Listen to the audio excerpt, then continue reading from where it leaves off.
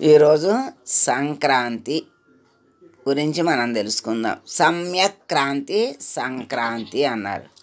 అంటే నేను నుండి మనము వరకు, మనము నుండి భగవంతుని వరకు తీసుకెళ్ళేదే సంక్రాంతి. అంటే నేను అంటే నా వరకే మాట్లాడతాం. తర్వాత ఆ నేను నుండి మనము అంటే మన కుటుంబమో మన గ్రామమో అలా కొంచెం విస్తరిస్తుంది. ఆ తర్వాత మనము నుండి భగవంతుడి దాకా విస్తరించాలి భావం. అది మంచి గమనం. సంక్రాంతి అంటే ఉత్తరాయణ పుణ్యకాలం అంటారు. అంటే సర్వజీవుల మనుగడకి కారణమైనటువంటి ప్రత్యక్ష భగవానుడు సూర్యుడు తన ప్రయాణాన్ని దక్షిణ దిశ నుండి ఉత్తర దిశకి మార్చుకుంటాడు. సంక్రమణం అంటేనే మార్పు అని అర్థం వస్తుంది. మరి ఈ ఉత్తరాయణ పుణ్యకాలంలో చేసిన ఆధ్యాత్మిక సాధనలు మరింతగా ఫలించి మనల్ని మంచి వైపుకి అభివృద్ధిలోకి తీసుకుని వెళ్తాయని చెప్తారు. అయితే సూర్యుని గమనంలోని ఈ మార్పు మనకు ఎట్లా అన్వయించుకోవాలో స్వామి మనకు తెలియజెప్పారు. దక్షిణాయనం అంటే ప్రాపంచికమైన బాహ్య దృష్టి, లౌకిక దృష్టి. ఉత్తరాయణం అంటే ఆధ్యాత్మికమైన అంతఃదృష్టి, అంటే మన లోపలికి ప్రయాణించటం. అంతర్ముఖం అంటారే, బయట ఉన్నంతసేపు లౌకికమైనటువంటి దృష్టి, కోరికలు దాంట్లో పడిపోతాడు. అంతర్ముఖమైతే వాటికి నుండి విముక్తి పొంది పరమాత్మ యందు మనసు నిలవటానికి అవకాశం ఉంటుంది. అంటే మన నడకలో మార్పు, ఆయనంలో కాదు నయనంలో మార్పు, అంటే చూడటంలో మార్పు తెప్పించుకోవాలి. అందుకే సృష్టి మారదు, దృష్టి మార్చుకోవాలి అంటారు చూసారా. అట్లాగే ఇక్కడ మన చూపులో మార్పు తెప్పించుకోవాలి అని స్వామి చెబుతూ ఉంటారు. అంటే మన దృష్టిని ప్రాపంచికం నుంచి భగవంతుని వైపు మరల్చుకోవటమే సంక్రమణం. దీన్నే స్వామి వ్యష్టి నుండి పరమేష్టికి ప్రయాణించటం అంటారు. అంటే దక్షిణం నుండి ఉత్తరాయణం అన్నారు కదా. ఉత్తరాయణం అంటే ఉత్తమమైనది అని చెప్తారు. అట్లాగే ఇక్కడ వ్యష్టి సొంత వ్యక్తిగతమైనటువంటి దృష్టి నుండి పరమేష్టి దగ్గరకు ప్రయాణం చేయాలి, చూడాలి అని చెప్తున్నారు. మన జీవితంలోకి భగవంతుడు ప్రవేశించినప్పుడు మన దృష్టి భగవంతునిపై ఉన్నప్పుడు ప్రాపంచికమైన బాధలు, కష్టాలు, సమస్యలు ఎన్ని ఉన్నా కూడా మనం మాత్రం ఆనందంగానే ఉండగలుగుతాం. దానికి ఒక ఉదాహరణ, ఒకసారి స్వామి 40 మంది విద్యార్థుల్ని ఊటీ తీసుకుని వెళ్ళారట. ఆ రాత్రి అక్కడ ఉండటానికి 2 గదులు మాత్రమే ఉన్నాయి. 40 మంది విద్యార్థులు ఒక గదిలో, స్వామి ఒక గదిలో ఉన్నారు. విద్యార్థుల గదిలో ఒకే బాత్రూమ్ ఉంది. ఒక గదిలో అంతమంది ఉండటం ఎంత కష్టమో ఆలోచించండి. కనీసం అందరూ కూర్చోటానికి కూడా స్థలం చాలదు. అప్పుడు స్వామి ఆ గదిలోకి వచ్చి అందరి మధ్యలో కూర్చుని ఎంతో హాస్యంగా మాట్లాడుతూ, జోక్స్ వేస్తూ ఎన్నో మంచి విషయాలు చెప్తున్నారు. అందరూ అక్కడి నుంచి ఇప్పుడు దాకా కష్టం అనిపించింది, ఆ కష్టం మర్చిపోయి ఆనందంగా స్వామి వైపే చూస్తున్నారు. సడన్గా స్వామి ఇప్పుడు మీకు ఎలా ఉంది అని అడిగారు. విద్యార్థులందరూ చాలా ఆనందంగా ఉంది స్వామి అన్నారు. అప్పుడు స్వామి, ఎంత ఇబ్బందిలో ఉన్నప్పటికీ మీరు ఆనందంగా ఎందుకున్నారు అంటే, మీ మధ్యలో స్వామి ఉన్నారు గనక. మీ దృష్టి ఎక్కడుంది? స్వామి మీద ఉన్నది కాబట్టి అన్నారు. అంటే పుట్టపర్తిలో భౌతికంగా మనకు ఒక్కొక్కసారి అసౌకర్యంగా అనిపించినా స్వామి దర్శనంలో మన దృష్టి స్వామి మీద ఉన్నప్పుడు మనకు చెప్పలేనంత హాయిగా ఆనందంగా అనిపిస్తుంది. ఏ బాధలు గుర్తుకు రాని విషయం మనకు తెలిసిన విషయమే. భగవంతుని గుర్తు వచ్చిన క్షణమే మనకి ఆనందం కలుగుతుంది. అయితే మనం భగవంతుని వైపు వెళ్ళే ముందుగా మన చుట్టుపక్కల వాళ్ళతో, కుటుంబ సభ్యులతో మన ప్రవర్తన ప్రేమగా సఖ్యంగా ఉంటా ఉండాలి. వాళ్ళని ఆనందపరుస్తూ మనం ఆనందపడటం అనేది కూడా ముఖ్యమైన విషయం. అందుకే స్వామి వెష్టి నుండి సమిష్టికి, సమిష్టి నుండి పరమేష్టికి అన్నారు. ఒక్కసారి విద్యార్థులందరూ హాస్పిటల్ ట్రైనింగ్ తీసుకుని పుట్టపర్తి నుంచి బెంగళూరు సూపర్ స్పెషాలిటీ హాస్పిటల్లో పనిచేయడానికి వెళ్తున్నారు. వాళ్ళు స్వామితో, స్వామి అక్కడ ఎంతోమంది కుటుంబాలతో కలిసి ఉంటున్నారు, మేము బ్యాచిలర్సం కదా, అక్కడ అందరికీ ఆనందాన్ని కలిగిస్తూ మేము ఎలా ఉండాలి అన్నప్పుడు స్వామి, మీరు నీటిలో వేసిన నూనె చుక్కలా కాకుండా నీటిలో వేసిన పంచదార చిలకలా ఉండండి అన్నారు. అంటే నూనె చుక్క నీళ్ళల్లో కలవదు, కానీ పంచదార నీళ్ళల్లో కలిసిపోయి నీళ్ళకు కూడా మాధుర్యాన్ని అందిస్తుంది కదా. అలాగే మీరు మేము ఎవరో కొత్త వాళ్ళమని కాకుండా అందరితో కలిసిమెలిసి వాళ్ళకు కూడా ఆనందాన్ని అందించే రీతిలో ఉండండి అని స్వామి చెప్పారట. స్వామివారి సందేశం వాళ్ళ వరకే కాదు, వాళ్ళకే చెప్పారు, మనకు కాదని అనుకోకూడదు, మనందరికీ కూడా ఇది వర్తిస్తుంది.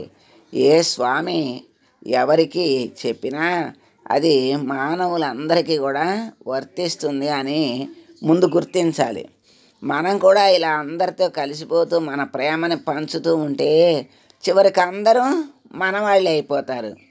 స్వామిని పరిశీలిస్తే స్వామి చిన్నపిల్లలతోనూ పెద్దవాళ్లతోనూ వృద్ధులతోనూ అందరితో సమానంగా కలిసిపోతారు. అందరిపైన సమానమైన ప్రేమని చూపిస్తూ ఉంటారు. అందుకే స్వామి అంటే అందరూ ఇష్టపడతారు. మరొక సందర్భంలో స్వామి అనంతపురం మహిళా కళాశాలకు వెళ్ళినప్పుడు స్వామితో అక్కడ ప్రొఫెసర్ గారు, స్వామి మేము ఒక్క రూములో 9 మంది ఉంటున్నాము, అక్కడే వంట చేసుకోవటం, తినటం, నిద్రించటం, అంతమందితో కొంచెం ఇబ్బందిగా ఉంది అన్నారట. అప్పుడు స్వామి, మీ అందరి మధ్య అండర్స్టాండింగ్ ఉంటే ఎంతమంది ఉన్నా సర్దుకుని అడ్జస్ట్మెంట్ అయిపోవచ్చు అన్నారట. స్వామి చెప్పింది 2 పదాలు, అండర్స్టాండింగ్ అండ్ అడ్జస్ట్మెంట్. అంటే స్వామి చెప్పిన ఈ 2 మన దగ్గర ఉంటాయి. అంటే అన్నిటినీ అర్థం చేసుకోవాలి, పరిస్థితులను కానీ మనుషులను కానీ. తర్వాత అడ్జస్ట్మెంట్, సర్దుకుపోవాలి. ఉన్నదానికి సర్దుకుపోతే అసలు అశాంతి అనేది ఉండదు. ఈ 2 మన దగ్గర ఉంటే ఎటువంటి మనస్తత్వం కలిగిన వాళ్ళ దగ్గరైనా మనం ఐక్యంగా కలిసిమెలిసి యూనిటీగా కలిసిమెలిసి ఉండొచ్చు అని చక్కని సూత్రాన్ని స్వామి చెప్పారు. పాతకాలం భక్తులు స్వామి పుట్టు పండగకు వచ్చినప్పుడు స్వామి ఎవరికో ఒక రూమ్ ఇచ్చేవారు. ఆ ఒక్క రూములో 15-20 మంది ఉంటూ ఒకటే వంట కలిసి చేసుకుని అందరూ ఆనందంగా కలిసి తింటూ దర్శనానికి వెళ్ళేవాళ్ళు. ఆ కాలం నాటి భక్తులు మాట్లాడుతూ, అప్పుడు మేము ఎంతమంది అయినా ఒక్క రూములో కలిసిమెలిసి ఆనందంగా ఉండేవాళ్ళం, ఇప్పుడు ఇంటి దగ్గర సకల సౌకర్యాలతో ఒక్కొక్కరికి ఒక్కొక్క రూమ్ ఉన్నప్పటికీ అప్పుడు పొందిన ఆనందాన్ని పొందలేకపోతున్నాము అంటున్నారు. అదే కదా మరి భగవంతునితో కలిసి ఉన్నప్పుడు కలిగే ఆనందం అది. భగవంతునికి దూరంగా ఉన్నప్పుడు కలిగేటువంటి బాధ ఇదనమాట. ప్రస్తుత కాలంలో ఒక ఫ్యామిలీ సభ్యులు అందరూ రెస్టారెంట్కి వెళ్తే అందరికీ ఒకే ఐటెం ఆర్డర్ ఇచ్చుకొని తినలేకపోతున్నారు. అంటే నేను వేరు, నా ఇష్టం వేరు, వాళ్ళ ఇష్టం వేరు, నేను నాది అనే భావనే కనిపిస్తోంది, కానీ మనం అందరితో కలిసి ఉండలేకపోతున్నాం. మరి పుట్టపర్తిలో ఒకే పదార్థాన్ని 20 మంది కలిసి తింటున్నారు అంటే మనం ఏ పదార్థం తింటున్నాం అనేది కాకుండా మనం అందరం కలిసి ఉంటున్నాం అనే విశాల దృష్టి, ఆ భావం ఉంటే మనలో ఐకమత్యం వస్తుంది అనిపిస్తుంది. ఈ నేను నాది అనే భావం పోతే మనం దేవుడికి దగ్గర అవుతాం.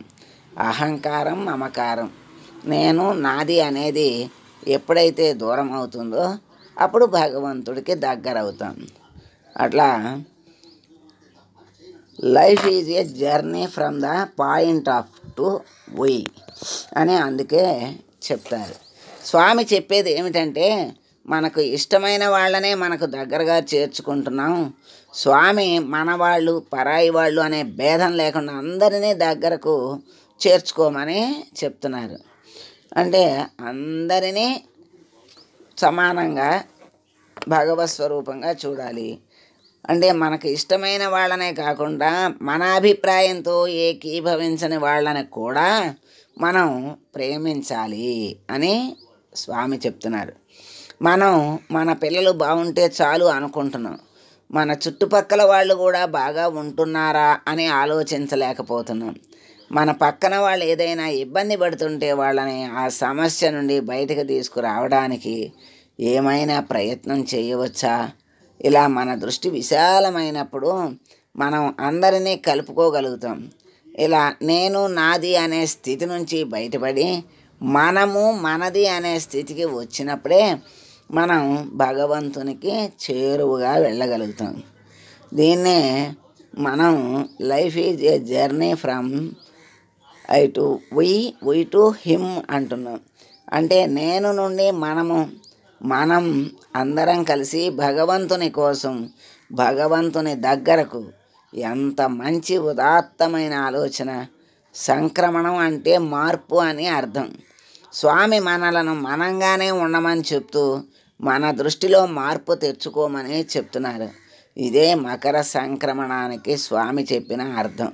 మన హృదయాలు ప్యూరిటీగా అంటే స్వచ్ఛంగా ఉన్నప్పుడు మనలో యూనిటీ అంటే కలిసిమెలిసి ఉండగలిగే సామర్థ్యం వస్తుంది. ఆ యూనిటీ డివినిటీకి దారితీస్తుంది.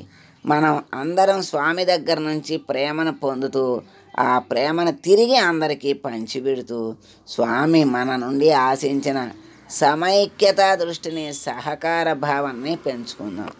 ఈ సంక్రాంతి పర్వదిన సందర్భంగా మీరు, మీ కుటుంబ సభ్యులు, మీ చుట్టుపక్కల వాళ్ళందరూ పరస్పరం ప్రేమాభిమానాలతో కలిసిమెలిసి ఉంటూ భగవాన్ బాబావారి దివ్య ఆశీస్సులు నిరంతరం మీపై ప్రసరిస్తూ అందరూ ఆరోగ్యంగా ఆనందంగా ఉండాలని కోరుతూ మీకు భోగి, సంక్రాంతి పర్వదిన మరియు కనుమ శుభాకాంక్షలు తెలియజేసుకుంటున్నాం. ఇది చక్కని సూచన సత్యసాయి భగవానుడు మనందరికీ ఇచ్చినటువంటి చక్కని సూచన. నేను నుండి మనం దాకా వెళ్ళాలి. వ్యష్టి నుండి సమిష్టి, సమిష్టి నుండి పరమేష్టికి. ఇవి గుర్తుంచుకుంటే చాలు. ప్రేమ ప్రేమ ప్రేమ విశ్వ ప్రేమ చూపిస్తాడు పరమాత్మ. ఆ పరమాత్మ మనకి పంచిపెట్టిన ప్రేమని మనం అందరికీ పంచిపెట్టమని ఆయన చక్కని సందేశాన్ని ఇచ్చారు. అది మనం అందరము కూడా చక్కగా తీసుకుని ఆ మార్గంలో నడిచి భగవంతునికి దగ్గర అవ్వాలని కోరుకుంటూ శుభం పలుకుదాం. సర్వే జనా సుఖినో భవంతు.